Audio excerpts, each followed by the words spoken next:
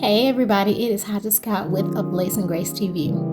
So I have a little story that I want to tell y'all that I think might help us understand a little bit more about why consecration is important. So I had been planning to do some things, and so there were some things that came up on my radar, and I was like, oh yeah, I think this is going to be good for me. I think this is a good next step. And I started talking to a couple of people about it, a couple of my friends, just kind of hearing what they got to say, kind of vetting them on, getting their opinions, which we like to do, our close friends and family. We'll, express a couple of things to them that's going on so we can get feedback. The Bible says that there is safety and I know wisdom, but safety in a multitude of counsel. So that we're not over here just making decisions and saying God said, and there's a time and there's a place for that. And there are specific people that God will call us to release to because they are graced to receive from you in this season and to pour into you also in this season or in that season. And so it's not everybody that we release everything that God is saying to us or any plans. Sometimes we sit with God on that.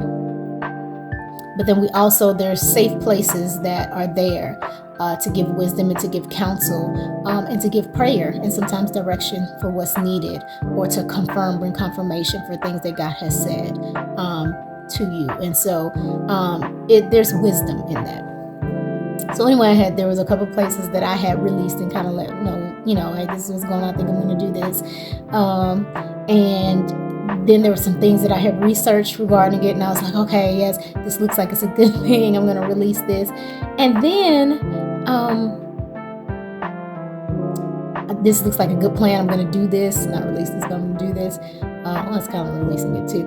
But I was talking to God about it. I was just like, and I wasn't talking like in prayer. It was like, how you talk in your head or, in your heart, and you're kind of like, okay, God, I think this is, I'm going to go ahead and try this. I'm going to do this or whatever. I talk out loud. So for those that are around me, they can vouch for that.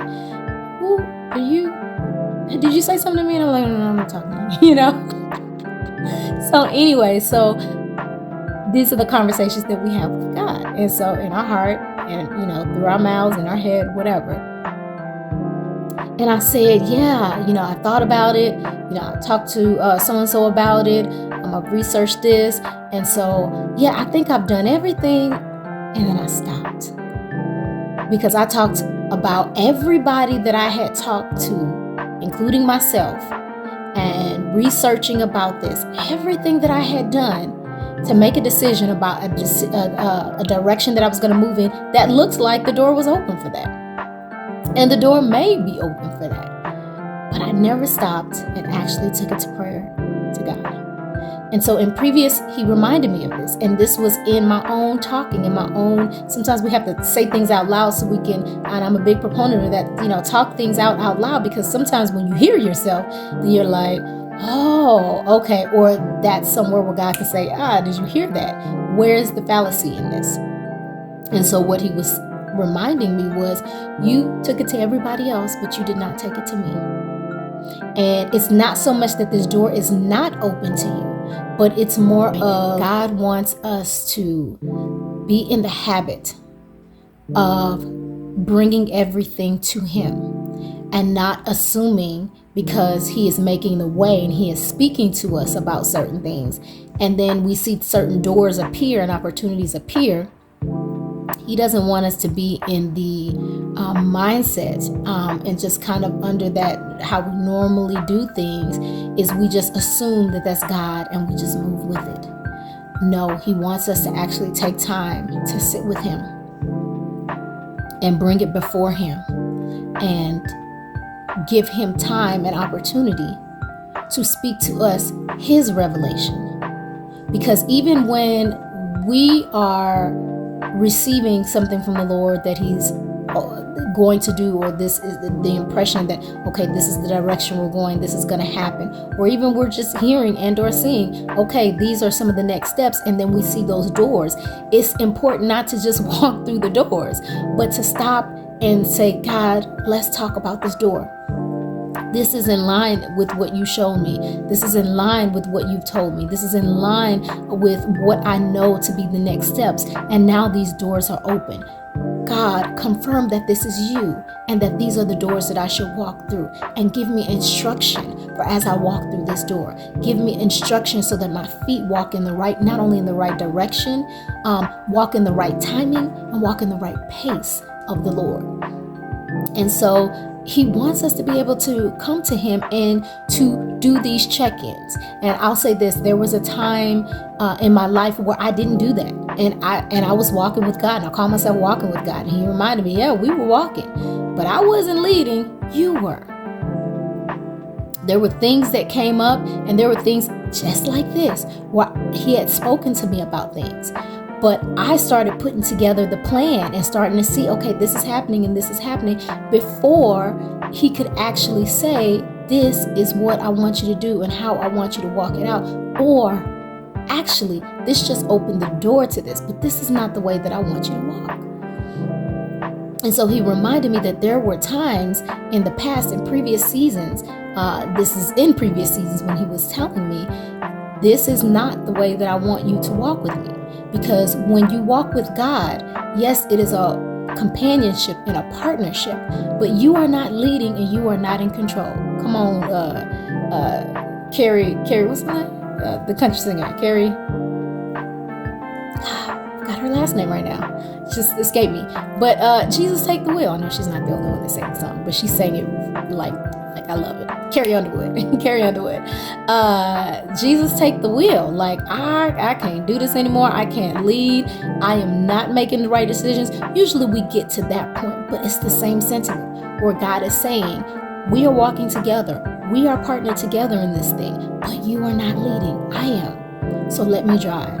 And you sit on the passenger side and don't be a side seat driver. Yeah, so I think that's kind of what I wanted to just relay as far as the importance of coming and sitting with God, and not just asking the question and saying, okay, God, what do I do about this next? And then just like, okay, because I got to make a decision tomorrow. So I want you to know that I'm going to go ahead and do this. And I'm asking you to bless this. That's not how he wants us to do this. Now, sometimes there are short time frames where decisions have to be made. But this is time now. That means it's even more crucial for you to come and sit quietly and wait on the Lord. And he will bring it in his own timing. Sometimes he'll change the timing. You'll think you have to make the decision the next day. You're like, I got to make the decision. Okay, I'm just getting. But if you sit and you wait with God, he will let you know the right timing. And you will see all the pieces that start to align to where you weren't even expecting that it was going to be like this. To where they call you and they say, I'm sorry, we can't even, make this decision right now. We're going to call you back in another week and then we'll talk on that. Or you try to go back and talk to the person or whatever, and the doors are closed. You can't even get in touch with them for another week or something like that. God is saying, it's my timing. And because I want you to sit with me a little bit longer on this before you release anything. And so these are some of the lessons that I've learned. These are some of the lessons that I've walked through and am currently still walking through. God is speaking, and these are teachings that he wants. These are lessons that he wants us to understand about life, that take the teaching, that's it, take the teaching from these lessons and then apply them to our lives, and apply them to our relationship with God, apply them to our walk, apply them to our understanding of how to move in deeper relationship with God. And it is through that time of sitting with God that is consecration. Consecration can include fasting. And consecration, it's always a fast, because there are things that we are pulling away from or pulling back away from, and so that we have more opportunity to sit with God, to hear from God. It's an intentional effort to put something else down that we would normally walk in, that we would normally receive from, that would normally feed us. That's why a lot of times it's food or something that would normally feed us or normally that we use for some type of sustenance, or we use to make us feel good or make us feel better. That's why, again, a lot of times it's food, but sometimes it's not. Think about some of those other things that we take part in, that we love to do fun things, and some things that we just say, this feeds me. This just like, this is it. This is the thing that just makes me feel, this is my relaxation time, what I like to do. And God is saying, intentionally set aside those things that you would normally do to feed your soul and your body. And let's take this time to feed your spirit man. And to come into closer time of quietness and intimacy with God. And ultimately, what you're feeding your spirit is gonna feed over or spill over into those other areas of life. It's gonna spill over into the what you usually feed yourself, your physical body, and your soul, your emotions. What you're receiving in your spirit man will directly affect these other areas, because when God is feeding and God is filling us and refilling us, it is also to fill these other areas of our lives where there's a need.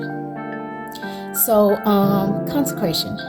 We'll talk a lot more about consecration, but there was just that story that God wanted me to release and to share about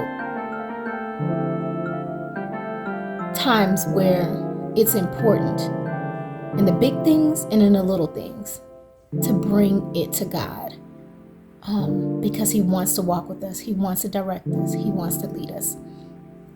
And He wants us to know His heart. So that's all. We'll talk again soon.